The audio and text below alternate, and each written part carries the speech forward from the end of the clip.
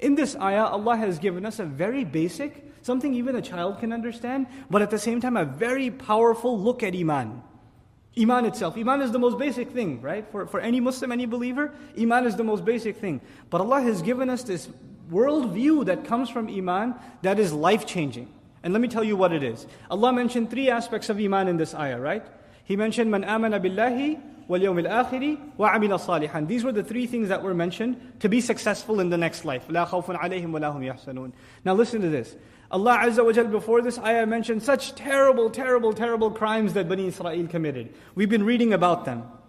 And now He says, the first Iman was Iman in Allah. A necessary consequence of believing in Allah is that you will definitely believe in the next life. It's a consequence of believing in Allah. If you don't believe in Allah, then it's very difficult for you to accept that there is a life after this one. But if you believe in Allah, a logical consequence of that is the afterlife. How so? If you believe in Allah, don't you and I believe everything He does is perfect? Flawless, right? If there is a God, you're talking to an agnostic or a philosopher and atheist. If there is a God, if there was one, He'd be perfect in every way. Yes, agreed. So if He does anything less than perfect, He can't be God anymore. Everything He does has to be perfect. Now, He created this world, yes or no? He did. Now look around this world, you see justice or injustice?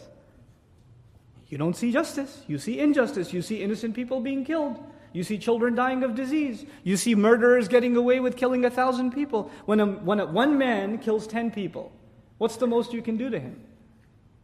What's the just punishment you can give him? You could kill him, okay, how many times?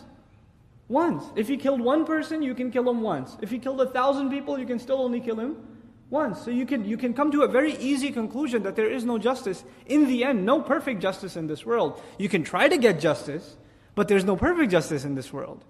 Then this is what, by the way, leads atheists to justify their position. They say, look, if there was a God, there wouldn't be all this injustice. But we say, no, you're missing something. There is a God, because every one of these credits that the criminal gets will be debited later on.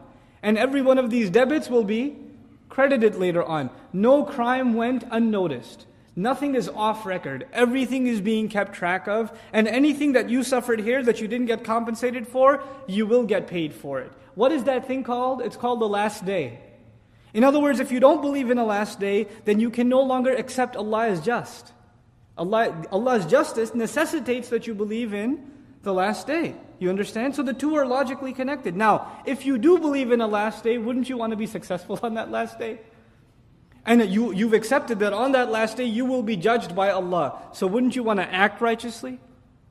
Right? So first came the belief in Allah. A logical consequence of that is believing in the last day. And if you've come to the realization that there is a last day, then what are you going to fix? Your deeds. Such a powerful reality captured in just 3 phrases. Man amana billahi wal yawmil akhiri wa amila salihan. And this is the mentality of the believer inside these words. And all of this is connected. Now the reverse of this is also true. If you don't see yourself doing a lot of good deeds, what's weak? Belief in the akhirah is weak.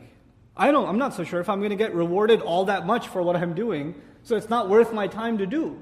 There are other things that are taking my time, because obviously I'm convinced that's a better use of my time. In other words, when you don't see yourself convinced of doing good deeds, it's actually not a weakness in being good, it's a weakness in believing in the afterlife. You're not getting enough reminder or reinforcement about the next life. But if the belief in the next life is weak, what does that lead to? Belief in Allah being weak. The remembrance of Allah being unnecessary. You see how it reverses? So good deeds, the more you do them, the more it fortifies your belief in the next life. And the more you fortify your belief in the next life, the more your expectation from Allah increases. Your belief in Allah increases. And the reverse is also true. So this amazing formula has been given that has been timeless.